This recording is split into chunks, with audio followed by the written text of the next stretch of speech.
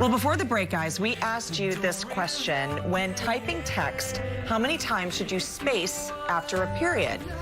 And the answer is once. Oh, because it's interesting. twice on a typewriter.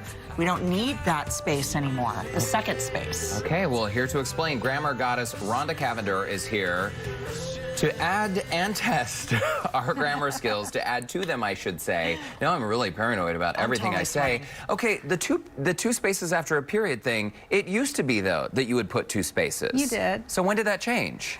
Well, probably with a Selectric typewriter. Typesetters always just put one space because for typesetters, the fonts were compensated for.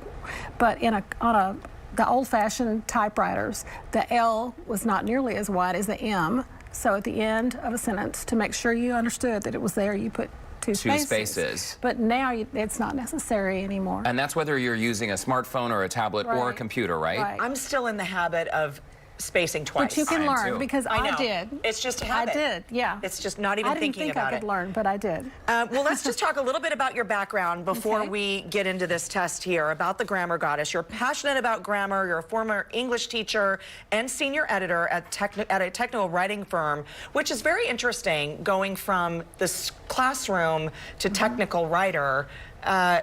Talk about learning a whole new vocabulary, I had a lot to learn because the technical writing company that I worked for, most of our work was with oil and gas. Yeah. So that was quite a change. But you learn a lot, and writing is basically the same. Still passionate about grammar, and so I was still able to use my grammar skills. Well, and I am a stickler when it comes to grammar, too, because my grandpa always said, if it's worth doing correctly. Rhonda, let's get into a little quiz that you've brought today to help school us on some of the commonly made mistakes. Okay. I've got two questions for you. You tell me which is correct. Max and I were upset because the teacher gave him and me a quiz.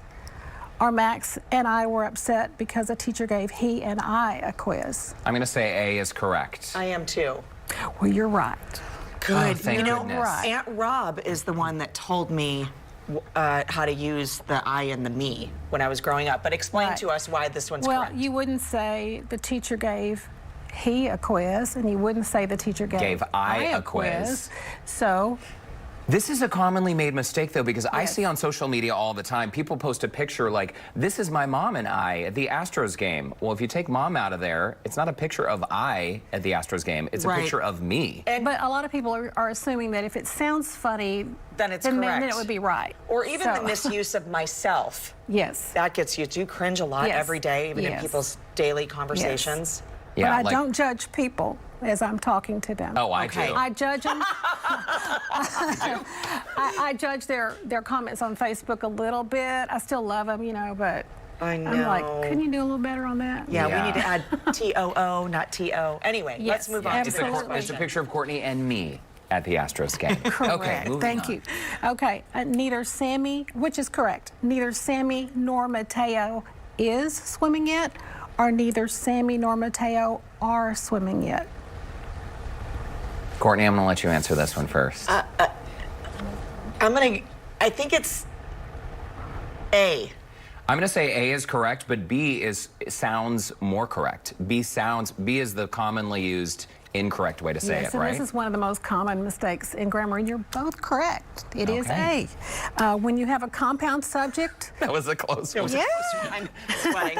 When you have a compound subject and it's joined by or nor, you take the subject that's closest to the verb and make it agree. So you would say Mateo is. You wouldn't say Mateo are. Okay. Yeah. Yeah. Yeah, like neither one of us is ready. Neither one of us are ready, but I think it's commonly used because so many people say it wrong that the wrong way sounds right. That's right. So what do we do in that situation? We persist. we persist. We want to be correct, right? We do it the right way. Okay. And hope others will follow suit. We hope so. Okay, let's move on. Okay. Which question is written correctly? Has Bray's Bayou flooded IT''s banks again? Oh, dear. Or has Bray's Bayou flooded ITS banks again? B. B is absolutely correct. That stray apostrophe drives me cuckoo. But explain why, though. Okay.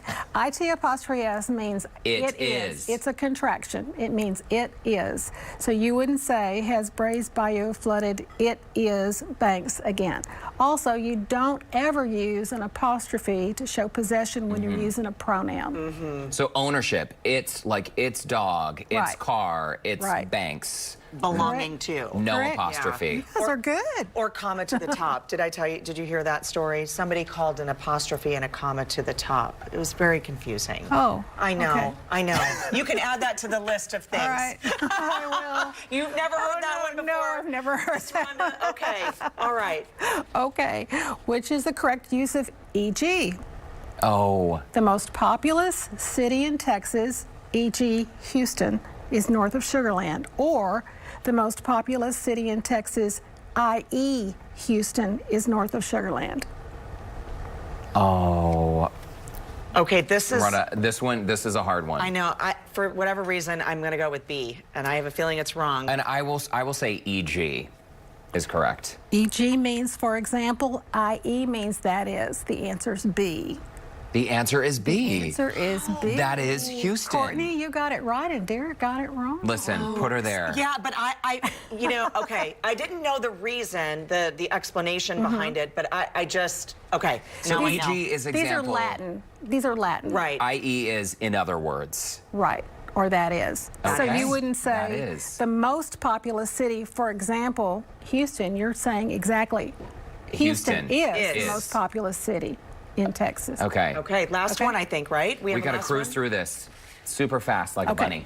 When you list 3 or more items in a series in a sentence, what do you call the comma that comes before the and? Do you call it the series comma, the Oxford comma, the penultimate comma, or all of the above? Oh dear, just tell us the answer. I have I no don't idea. know. I don't even know. Is it the penultimate? All of the above. It's all of the above. Yes. all Rhonda, of the please above. come back and see us. Yes, will you hang out with us again? Because we have Sure. a million ways that we can all learn, right? By the way, we have posted an article on our website to help you brush up on your grammar skills. That's HoustonLife.tv. Rhonda, thanks again. That was fun. Welcome. I know. It was Thank you for fun. coming in. Thank you. We'll be right back, guys. Thank you. That was great.